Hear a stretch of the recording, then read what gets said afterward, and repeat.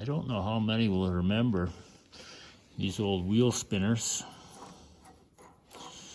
As I recall, many years ago when it was still new, these had the name on them, something about the irrigation pump company.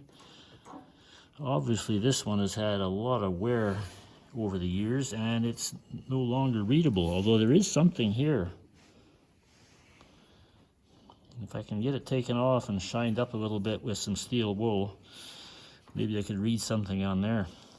It's been sitting on this old tractor here for, well, since before I got the tractor, which is close to 40 years ago. Good grief. Chances of this tractor needing it again are pretty slim. By the way, in case anybody wonders, this was originally a Perkins Diesel 40. Had the, I believe, the 300 Perkins diesel in it, 4-cylinder. It was severely cracked from freezing up when I got the tractor back in, I'm going to say, the late 1980s. So I was able to buy, you won't see it from here, maybe I'll get some shots from the side. Under the hood is a 6-cylinder Buda diesel, which came out of a Model 50 cockshut tractor from a wrecking yard. We did get it running. Maybe I'll put a link into the video of the pull start. We got it to run. I can't remember what all I did. I know I put rod bearings in.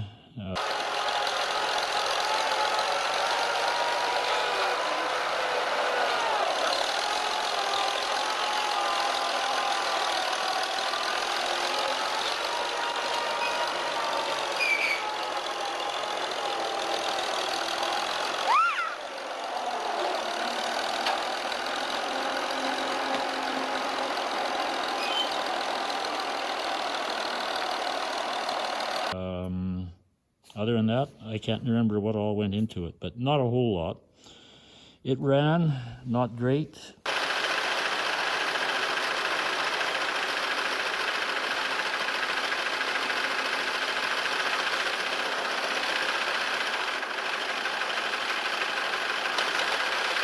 And I guess I kind of lost interest in the project, and it was parked in this shed when the shed was built in, I'm going to say, the fall of '02, which is now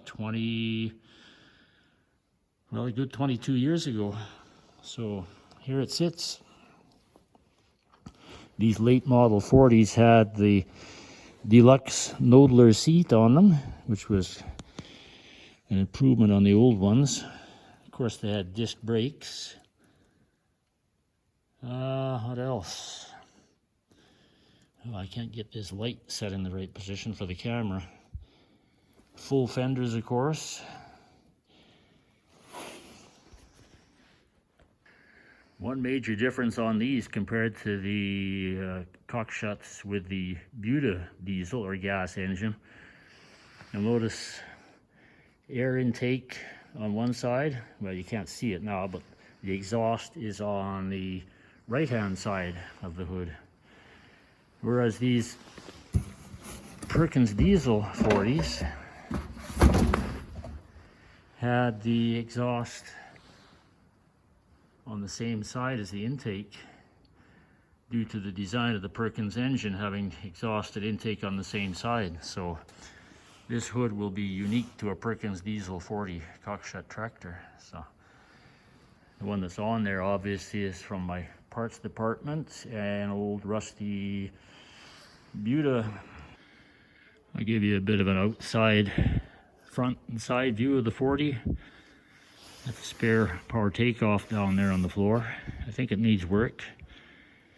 As is typical around here, anything that sits in one place immobile for too long gradually gets covered up in other junk. It's the bra from the Mustang. There's your Buda 6-cylinder diesel, 273. These were one smooth and quiet running engine. Great big 12-volt starter on there. What all did I do to this? can't hardly remember. This tire I remember I had to put on. This tractor originally came with a smaller 34-inch, oh man, was it a 1434, I think?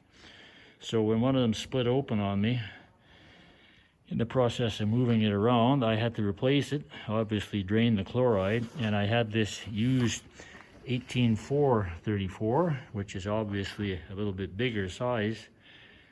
I installed that, minus the chloride, because it just needs it to move around. I'll see if I can get to the other side and show you that one. But anyway, it made the tractor into at least a roller and not an immobile object sitting on blocks that's always in the way and impossible to move. Obviously, you're not going to want to run it too long in the field with two unmatched tires, at least that far unmatched. So, but like I say, at least it's a roller now. Front tires, one is still holding air, the other one has a slow leak, and it's pretty much flat. Yeah, this is the smaller tire, original tire. It's kind of an odd size. I've never seen a 40 or 50 with that size tire. Usually either 18434s or 14938s. Anyway, you can see the extra battery tray there for a second 6-volt battery to give it a 12-volt starting system. Oddly enough, this one didn't come with a factory belt pulley. Most of these old timers had a belt pulley on them because everybody needed a belt pulley back in the day. Came with hydraulics. You can see the hydraulic reservoir back there. It's got PTO. Disc brakes, I think I mentioned. And there's your typical diesel injection pump. Somewhere down here is the serial number.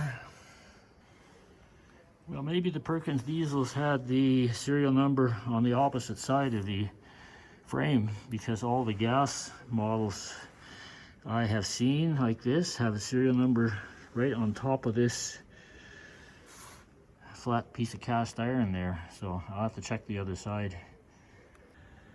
Yeah, just like I figured, serial number and model is on the right hand side of the frame, different from all the other cock shots I've ever seen. It's a 40 Perkins diesel 30090 serial number, so I don't know if that makes it late model or mid or what. I don't think they produced these for too many years.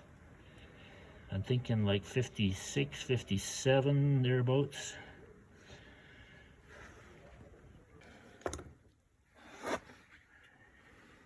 Okay, on closer examination, it may not show on screen, but it is definitely the irrigation pump company, and I believe the name is Columbus, Nebraska. So there you go, a little bit of agricultural tractor history for you. I don't know, maybe I'll try installing this on one of the other tractors. Needs a bit of lubrication in the bearings there, but other than that, I think it's still pretty much serviceable. You can just make it out on here. Cockshot PD4 diesel. Well, it's a 40, but yeah, I'm not sure where the nose piece is. The one that's on there is not from a Perkins diesel 40, I can tell you that. But yeah, there's your sheet metal, an original cockshot hood, as I said, from a gas model 40. That's pretty much all I got to say about that. So there he sits, along with a few spare parts. There's a complete spare engine back in there. I'm not sure if that's a 273 or a 230, but whatever, they're interchangeable.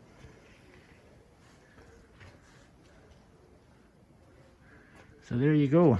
That's your back of the shed tour for today. Storming outside pretty good, so I guess I'll head back out into that and maybe call it a day. So thanks for watching the Roosty 6 channel, and stay tuned for the next one. Oh yeah, it's 11:14 and seriously snowing now.